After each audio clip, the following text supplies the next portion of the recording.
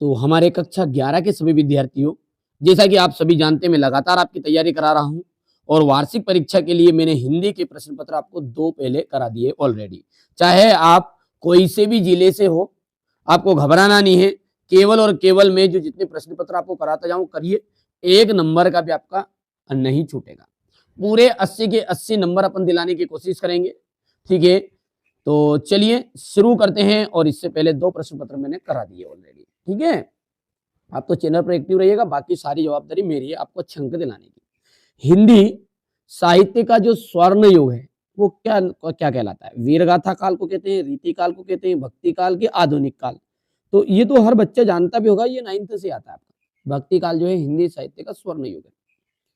चन्न मल्लिकार्जुन का अर्थ क्या है? चन्न मल्लिकार्जुन का अर्थ होता है शिव। क्या होता है? शिव।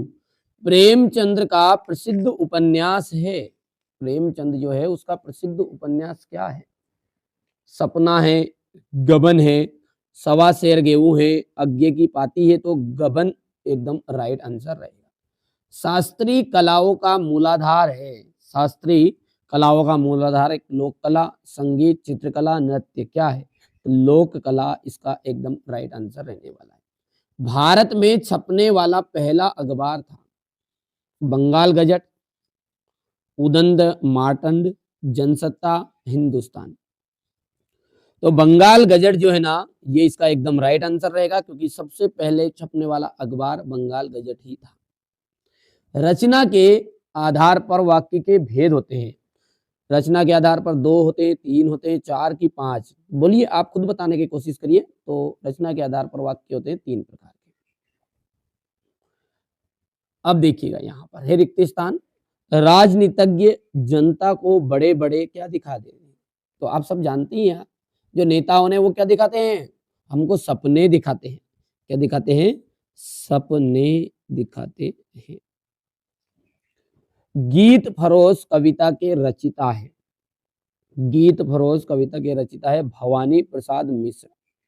यहाँ पर आपका आंसर रहने वाला है भवानी प्रसाद मिश्र, ठीक है। जामुन के पेड़ के नीचे दबे आदमी की डेस भी पूर्ण हो चुकी थी। तो क्या पूर्ण हो गई थी उसकी? तो फाइल।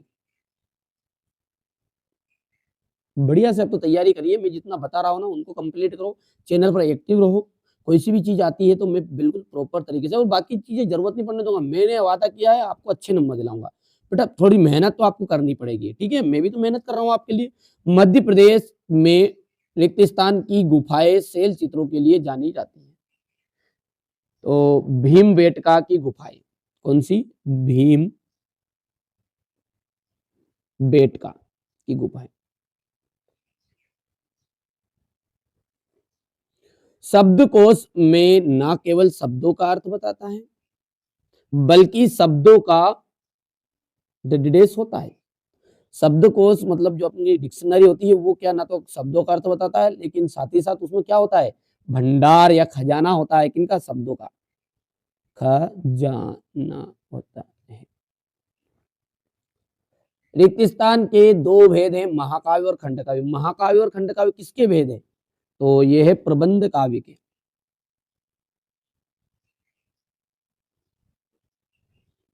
प्रबंध काव्य के 2 भेद है आपके, महाकाव्य और खंड काव्य। इतनी बातें क्लियर है? चलिए आगे बढ़ते हैं। अब है सही जोड़ी। मुतमईन, मुतमईन का आपका हो जाएगा आश्वस्त।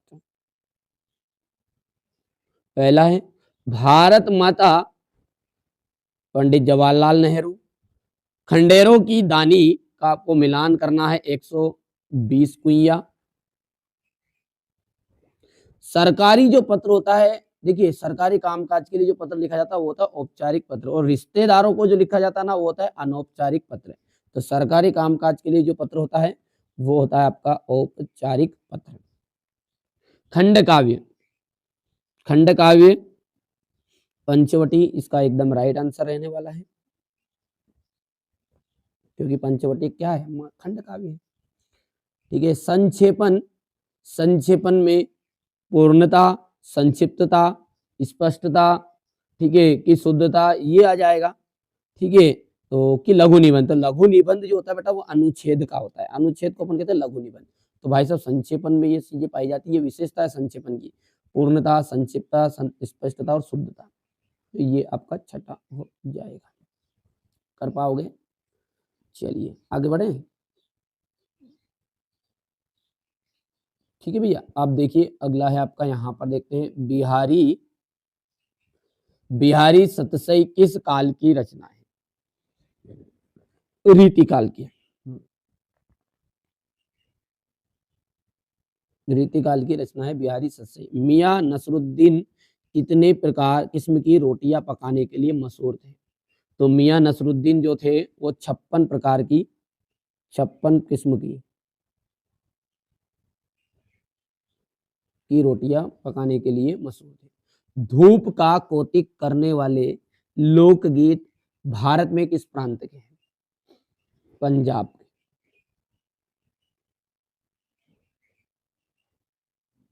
इस प्रांत के तो पंजाब के। कंपनी उम्मीदवार को किसके आधार पर चुनती है? तो कंपनी जो है वह स्वाव्रत के आधार पर चुनती है।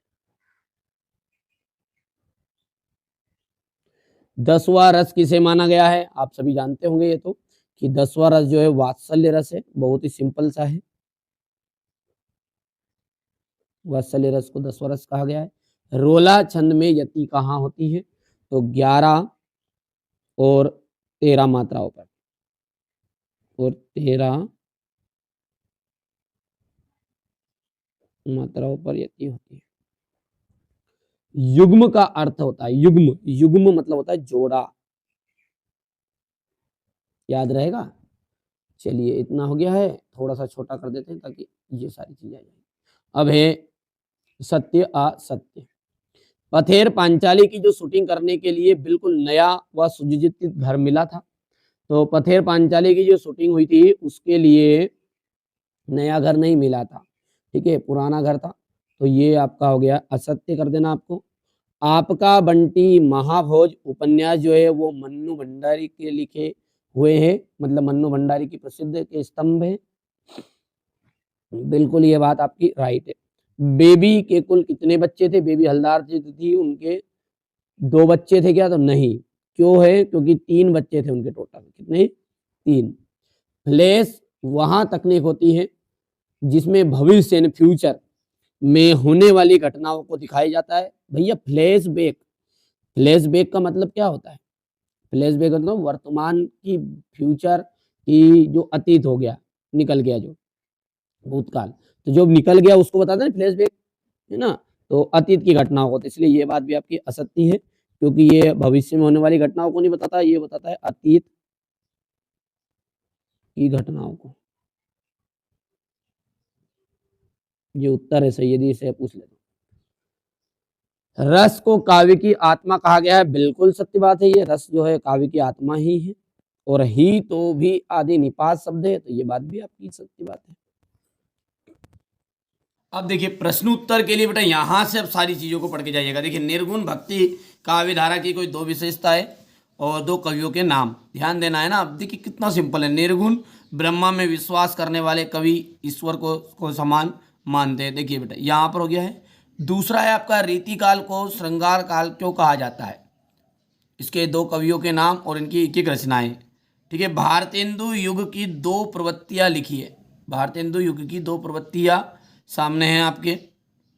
भारतेंदु युग में देशोद्धार और राष्ट्र प्रेम, अतीत, गरिमा आदि के विषयों पर ध्यान दिया गया है। इस युग की रचनाओं में प्रकृति का यथार्थ चित्रण परिलक्षित है। अब देखिए नई कविताओं की विशेषताएं आपको बतानी है। तो देखो लघु मानववाद की प्रतिष्ठा, प्रयोगों में नवीनता, नए बिंबों की खोज, 3-4 2 भी याद कर लोगे तो आपका काम आराम से हो जाएगा। नई कविता के प्रमुख कवि है भवानी प्रसाद, डॉक्टर जगदीश चंद्र गुप्त, दुष्यंत कुमार, याद रहेगा। चलिए बेटा मीराबाई का, देखिए मीराबाई का आपको कवि परिचय करना है। यहाँ से देख सकते हो बेटा ये इनका रचनाएं हो गई है। भाव पक्ष हो गया है। फिर यहाँ से आप देख सकते हैं कला पक्ष और शैली अलंकार, मतलब कला पक्ष के अंतर्गत भाषा, शैली, अलंकार हो गए और साहित्य में स्थान। ठीक है, वैसे यहाँ पर मैं कोशिश कर रहा हूँ आपको पीडीएफ देने की। बेटा इसकी पीडीएफ भी आप लेना चाहते हैं, कोई दिक्कत नहीं है, अपने पेड कोर्स पे एप्लीकेशन पे जुड़ो। देखो बेटा बच्चे क्या है मोबाइल लगाते, फालतू बच्चे ज़्यादा मोबाइल लगा रहे हैं, जिनको कुछ लेना देना नहीं है, जो मज़े लेने आते हैं बस के। देखिए बेटा मेरा मकसद ये है, आप थोड़ा समझिए कि अपनी एक एप्लीकेशन है, समझिएगा, अपनी एप्लीकेशन जैसे प्ले स्टोर की तरह एक एप्लीकेशन है अपनी, वहाँ पर मैं ये सारी चीज़ें पीडीएफ के थ्रू वहाँ पर अपलोड भी कर रहा हूँ।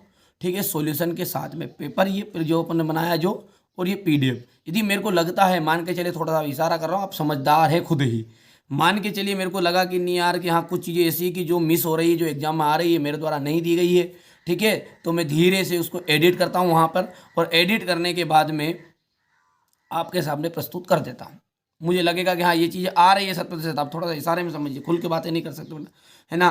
तो उसको अपन कहाँ करेंगे, एडिट कर देते हैं वहाँ पे। अब वो एडिट करेंगे तो आपके यदि मोबाइल में वो इंस्टॉल रहेगा, ठीक है, तो मोबाइल में इंस्टॉल रहेगा तो सीधी सी बात है मेरे बाबू, आपके पास ऑटोमेटिकली वो आता रहेगा अपडेट।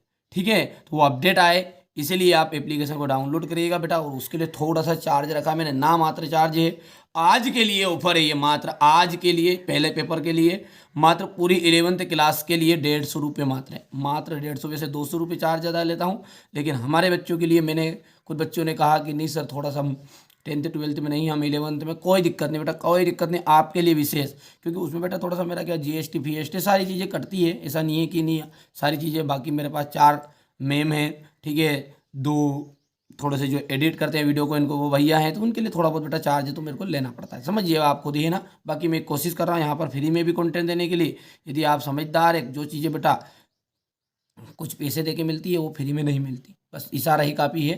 बाकी आपकी मर्जी, करो नहीं तो बाकी तो यहाँ से कर लो। अवतार सिंह संधू पास, ठीक है, यहाँ से आप देख सकते हैं रचनाएं, भाव पक्ष, कला पक्ष, साहित्य में स्थान, हो गया। इसके बाद में आपका हो जाएगा जीवनी और आत्मकथा में अंतर। चलिए यहाँ से देख सकते हैं अपन आराम से बढ़िया से, नाटक और एकांकी में अंतर, संशय स्मरण और रेखा चित्र में अंतर, हो गया। भारतेंदु, भारतेंदु युग की विशेषताएं, ये देखिएगा, 2 करनी बेटा, 2 नंबर का आता है ना। शुल्क तर युग की कोई 4 विशेषता की जगह पर कितनी करनी, आपको 2 विशेषताएं करनी है। कहानी और उपन्यास में अंतर आपका देख सकते हैं यहाँ पर। कृष्णा सोबती का लेखक परिचय, ठीक है, कृष्णा सोबती का लेखक परिचय, ये हो गया आपका साहित्य में स्थान नहीं, ठीक है। सत्यजीत राय, यदि अपन देख सकते हैं सत्यजीत राय का यहाँ पर रचनाएं, भाषा शैली, साहित्य में स्थान। चाहे तो आप एग्जाम हाल से आने के बाद इसमें से जो पीडीएफ बता रहा हूँ ना, यहाँ से बेटा मिलान कर लीजिएगा, हाँ ठीक है, कोई दिक्कत नहीं है, आप तो निश्चिंत रहो। बाल मुकुंद गुप्त का लेखक परिचय, हो गया। वो कितना सिंपल है यार, देखो कितनी लाइन में है, बस इतना सा खत्म।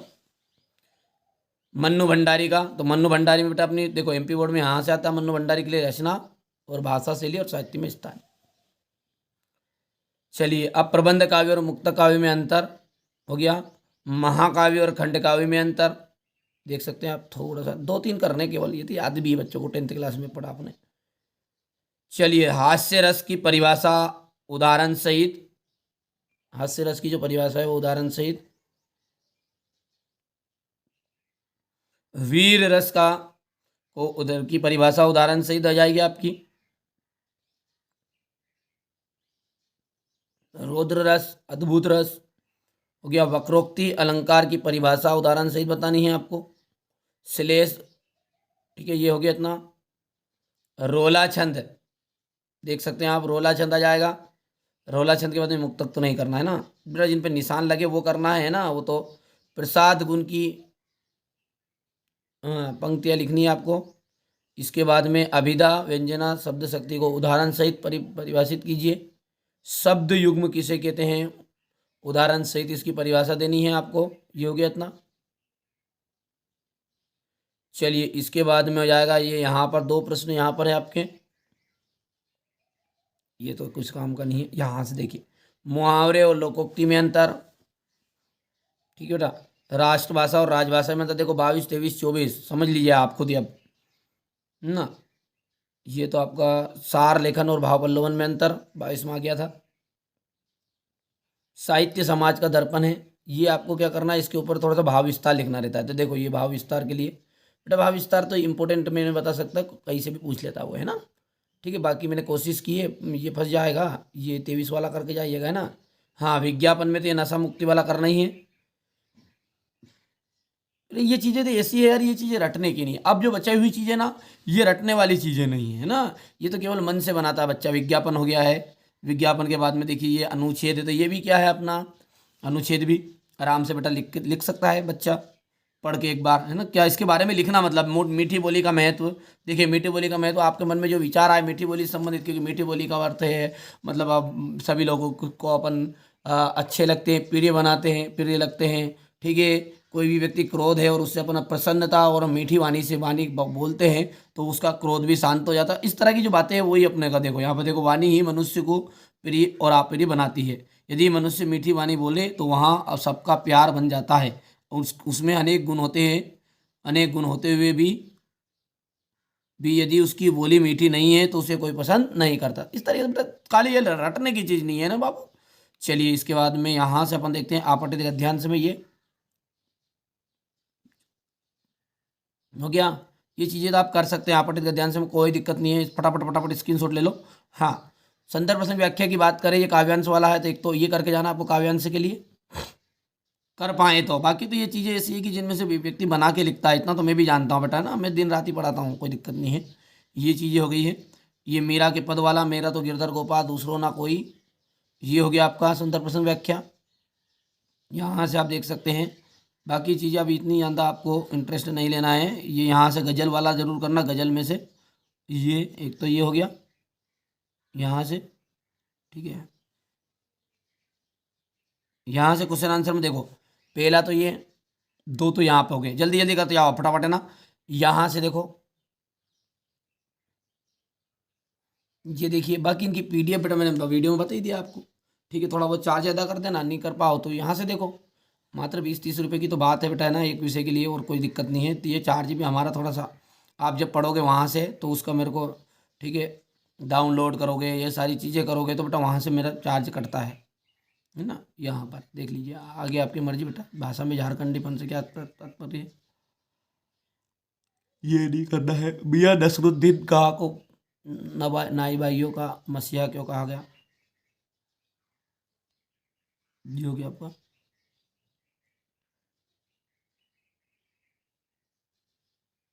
पाथेर पांचली की फिल्म की शूटिंग का काम 2.5 साल तक क्यों चला, ये 2300 वाला क्वेश्चन है। बाकी आप देख लीजिएगा, कोई दिक्कत नहीं है इनमें, तो ये इतनी इम्पोर्टेंट नहीं है। हाँ, ये यहाँ से देख ही सकते हैं, 2 प्रश्न ये करना है। ठीक है, ये हो गया प्रश्न उत्तर।